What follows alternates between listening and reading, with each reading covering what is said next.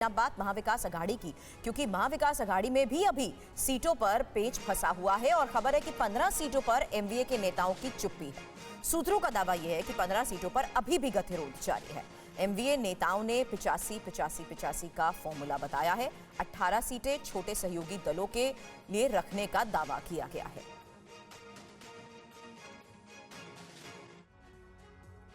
और बुधवार शाम को महाविकास अघाड़ी के नेता मीडिया के सामने आए। प्रेस कॉन्फ्रेंस कर उन्होंने दावा किया कि महाविकास अघाड़ी के दलों में सीटों को लेकर समझौता हो गया है। उन्होंने ये भी कहा कि कांग्रेस उद्धव गुट और एनसीपी शरद पवार गुट के बीच सीटों को लेकर फॉर्मूला भी तय कर लिया गया है। और साथ ही उन्होंने कहा कि तीनों दलों के बीच अभी 85-85 और 85 सीटों पर बंटवारा हुआ है। ये नंबर्स अभी तक बताए गए, मतलब राज्य की 288 सीटों में से 255 सीटों पर फाइनल बात हो चुकी है। सीटों का बंटवारा फाइनल हो चुका है। आदरणीय शरद पवार जी के नेतृत्व में हम तीनों दलों की एक मीटिंग हुई। उसमें आज हमने एक निश्चित किया कि 270 का एक मत हमने किया है सीट के ऊपर। हमारी 18 सीट जो है, तो उसमें जो हमारी अलायंस जो दल है उनसे भी हम चर्चा करके उनको भी कुछ जगह देने का है। और ये कल हम लोग पास में ये बाकी सीटों पे भी हमारा क्लियरेंस हो जाएगा और महाविकास आघाड़ी करके हम लोग ये चुनाव लड़ने जा रहे हैं और महाराष्ट्र में महाविकास आघाड़ी की बहुमत की सरकार आएंगी। यानी अभी के हिसाब से एमवीए में सीटों का समान बंटवारा हुआ है और शिवसेना उद्धव, एनसीपी शरद पवार गुट और कांग्रेस 85-85-85 सीटों पर लड़ेगी। बाकी 18 सीटें अन्य छोटे सहयोगी दलों के लिए हैं। अगर सभी को जोड़े तो कुल सीटों का आंकड़ा हो जाता है 273। जबकि कॉन्फ्रेंस के दौरान महाराष्ट्र कांग्रेस के अध्यक्ष नाना पटोले ये बोल गए कि तीनों दलों को मिलाकर 270 सीटें हुई और 18 सीटें सहयोगी पार्टियों को दी गई हैं। इस तरह कुल सीटें 288 हो गई। लेकिन इस बयान के बाद सीट बंटवारे को लेकर भी अब कई सवाल उठ गए। जो बात कही जा रही थी कि 25-30 सीटों का विवाद चल रहा है, वो 25-30 सीटें तो अभी भी एज इट इज है। आपके साथ 30 सीटें तो अभी पेंडिंग है। फिर दूसरा ये आप जिस तरह से आपका कैलकुलेशन होगा वो आप जाने। इस तरह का कोई भी विवाद या कोई भी टंटा इस तरह का नहीं है। सब अच्छी तरह से सुलझ गया है। कोई प्रॉब्लम 85 तो 255 होता है, आप लोग 270। आप फिर से एक बार गिन लीजिए, आप कैलकुलेटर से गिन लीजिए। सर गिन लिया उम्मीदवार नसेल काय नक्की संजय राउत बोलले ना। और सवाल यह भी उठा कि क्या महाविकास अघाड़ी में सीटों का बंटवारा जल्दबाजी में हुआ? क्या महाविकास अघाड़ी के बीच तय सीट बंटवारे का फॉर्मूला आधा अधूरा है? टीवी 9 सूत्रों को जानकारी मिली है कि 15 सीटों पर अभी भी गतिरोध जारी है। आइए समझते हैं कि क्या है ये गतिरोध, कौन कौन सी सीटें हैं। तो देखिए, बिग बॉल के माध्यम से वो नंबर्स हम आपके सामने रख रहे हैं। देखिए, सबसे पहले पार्टी और उसमें को कितनी सीटें मिली हैं उसको देख लेते हैं। टोटल अगर देखें 288 सीटें हैं।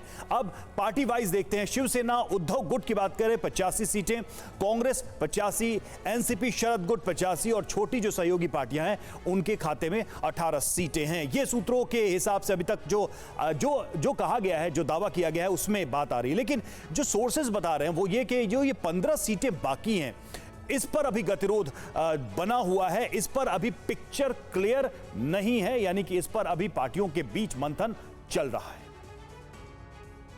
हालांकि एमवीए की बैठक के बाद जब प्रेस कॉन्फ्रेंस शुरू होने वाली थी तो ठीक 2 मिनट पहले उद्धव गुट ने लिस्ट जारी कर दी। ऐसा लगा जैसे सारी स्क्रिप्ट तैयार थी। इस लिस्ट में 65 उम्मीदवारों के नाम थे, यानी 85 में से 20 प्रत्याशियों के नाम जारी होना अभी बाकी है। लेकिन इस लिस्ट में कुछ नाम चौंकाने वाले भी हैं।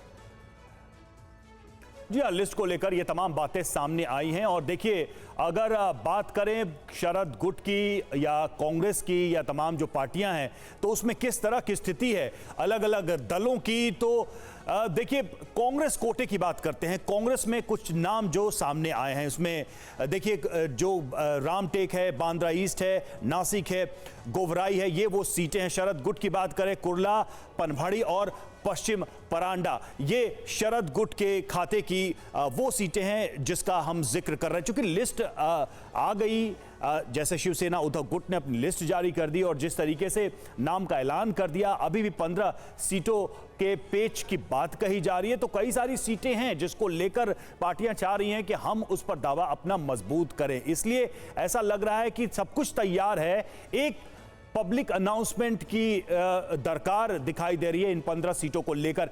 हमारे साथ राजीव इस वक्त हमारे संवाददाता जुड़े हैं। राजीव, 85-85-85 का फॉर्मूला तो नजर आ रहा है, जिन 15 सीटों को लेकर कहा जा रहा है, सोर्सेज बता रहे हैं कि मामला थोड़ा अटका हुआ है, वो सीटें कौन सी हैं और खासकर जो है दावा किसका ज्यादा उसमें नजर आ रहा है? कौन सी ऐसी पार्टी है महाविकास आघाड़ी में जो इन 15 सीटों में मैक्सिमम शेयर चाहती है?